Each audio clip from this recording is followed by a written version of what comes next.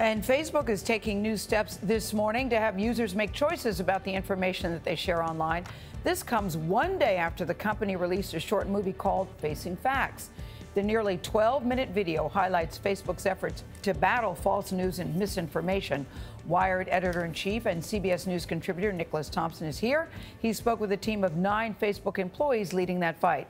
Nick, always good to have you at the table. Glad to be so here. you spoke with 9 of them. They're clearly taking it very seriously. What are they saying? They are taking it very seriously. They're sending the message, we know we made a mistake on false news. We are trying to fix it. We're going to try to fix it at a very deep level. So in that conversation, we went into how newsfeed works, how their privacy works, and I tried to push them on the hardest questions I could. So what will the changes look like? What does it mean? Well, over time, they're going to use artificial intelligence to try to identify false news, to try to identify clickbait. They're also going to try to adjust their core algorithm so it measures more serious stuff, which will slow the way fake news spreads on the platform. Now, fake news, we all know what a fact looks like when it's wrong. But what about stuff that's much more in the gray area, which tends to be the stuff that grabs us emotionally and therefore has more power? Well, and not only that, stuff that's right but is misleading. I mean, it's an incredibly hard problem, which is why you need to have a whole bunch of humans who are trained on it.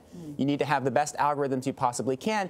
And what they're trying to do now with the public education campaign is get us involved. Because remember, Facebook is basically a compilation of all the data we give it. Right. So if we're trained to say, this is false, this is misleading, that helps them combat it. So explain that. So what kind of choices will Facebook prompt its customers to make? Well, there are 2 sets of choices that they're going to prompt you to make. So there's one, the false news stuff, which is happening right now. So please identify this as false news. We'll look at the way you comment on it. There's also a new set of choices. This has to do with GDPR, which rolls out tomorrow. What is GDPR? That's the General Data Protection Regulation. It's a huge, huge new European law about how companies protect privacy. So Facebook, on that, is asking us to choose, do we want you to select this data? Do you want to be sort of enrolled in facial recognition? Do you want to opt out of our data collection?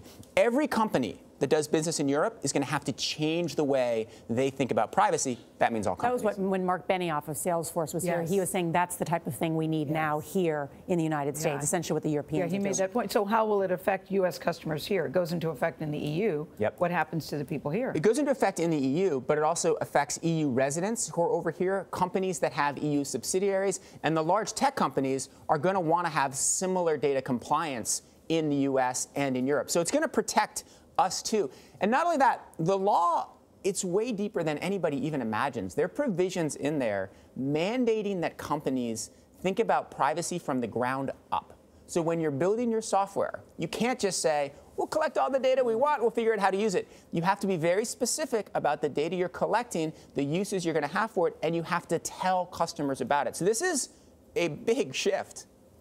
How will Facebook measure its success in terms of combating false or fake news? So this is another interesting announcement they made. So they've been very closed off with their data over the years. They're going to start opening it up to academics.